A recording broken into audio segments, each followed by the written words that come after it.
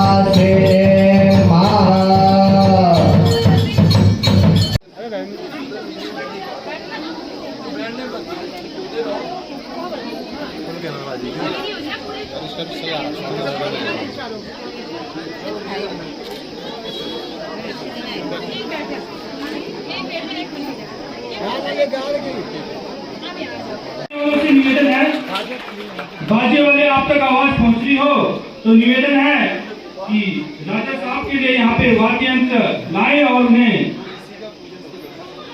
पहाड़ी परंपरा के अनुसार विदाई करें।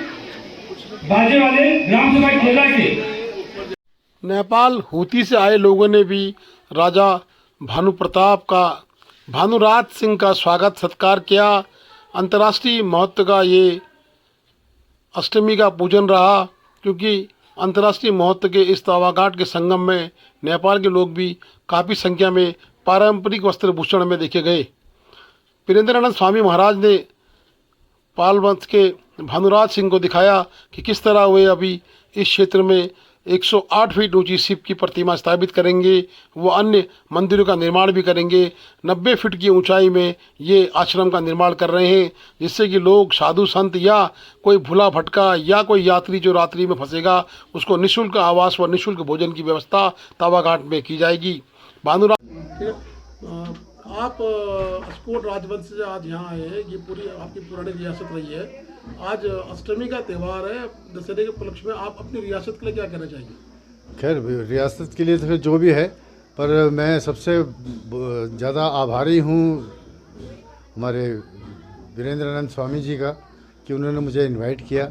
और अहोभाग्य हमारे कि मतलब देवी की मूर्ति की स्थापना वो भी अष्टमी के दिन हो रही है, तो कुछ होगा ही, बुलावा आया तो मुझे आना ही था। अब अस्कोट राजवंश के तरफ से मैं जो आया हूँ, हाजिर हुआ हूँ, ये हमारा एक साम्राज्य का मतलब एक इलाका था, जिसे हम लोगों ने मतलब यहाँ पे हम लोग काफ़ी आते थे। मैं तो कभी बहुत पहली बार आया हूँ यहाँ पे, पर सोबला ओबला तक मैं आया हूँ इसे।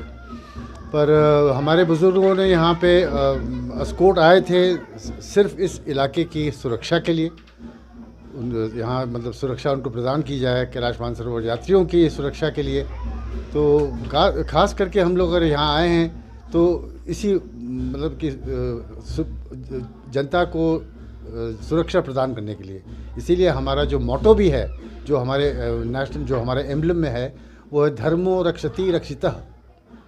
तो रक्षा के रूप से को ज़्यादा वरीयता देते हुए हम लोग यहाँ आए थे और कोशिश यही कही कि जितना हो सके हम सुरक्षा प्रदान करें।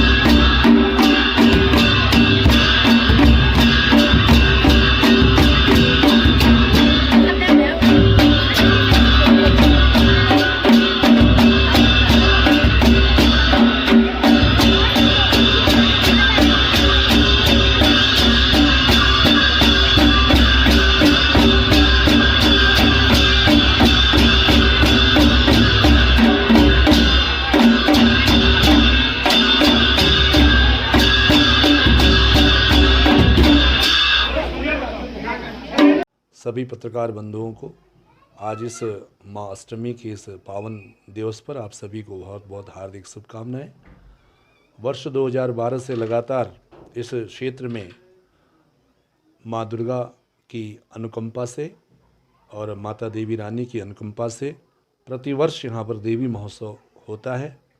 इस वर्ष थोड़ा सा कुछ अद्भुत था, लेकिन कुछ ही दिनों पहले इसी गांव के हमारे एक सैनिक जो पुलिस डिपार्टमेंट में थे, उनका शरीर शांत होने की वजह से मन काफ़ी दुखी था। इस भाव से इसका बहुत बड़ा प्रचलन या प्रचार नहीं किया गया।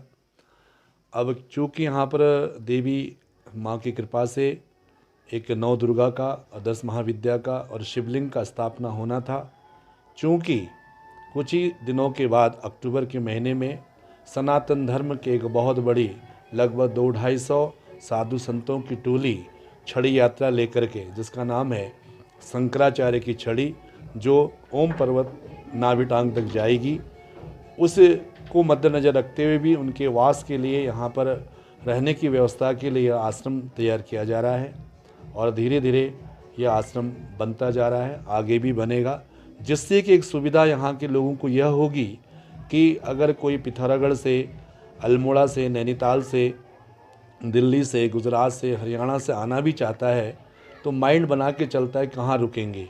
तो कई दिन से मन में एक विचार था कि जब धारचूला से कोई मुसाफिर निकलता है वो लोकल का ही क्यों न हो, लेकिन धारचूला से लेकर के छिरकिला तक, सोबला तक, पांगला, गस्कू तक कहीं भी क्षेत्र में उनके रहने की व्यवस्था नहीं है। यही मन में एक विचार था, इसलिए हमने सोचा कि अपने जीवन में यहाँ पर कुछ ऐसा आश्रम धर्मशाला बना दिया जाए ताकि वर्षात में आप सब लोग विदित है कि यह क्षेत्र आपदाग्रस्त है। 6 महीने तक यहाँ पर बहुत दिक्कतें होती है। बकरी वाले हैं, कुंचे वाले हैं, घोड़े झुप्पू वाले हैं, हमारे मज़दूर लोग हैं, श्रमिक लोग हैं, उनको बड़ी परेशानी होती है। तो इसलिए मेरे दिमाग में एक बात थी कि जब हम यहाँ पर सक्षम होंगे तो कम से कम 30, 40, 50 कमरे का यहाँ पर एक आश्रम का निर्माण करेंगे, जिसमें कोई भी सर्वधर्म संप्रदाय के वसुधैव कुटुंबकम की भावनाओं को लेकर के यहाँ पर आए और उनका यहाँ पर विश्राम हो और अपना एक खिचड़ी पका करके खाए और अपने गंतव्य स्थान को जाए। इसका मुख्य मकसद यही है। Please do like, share and subscribe DCL News.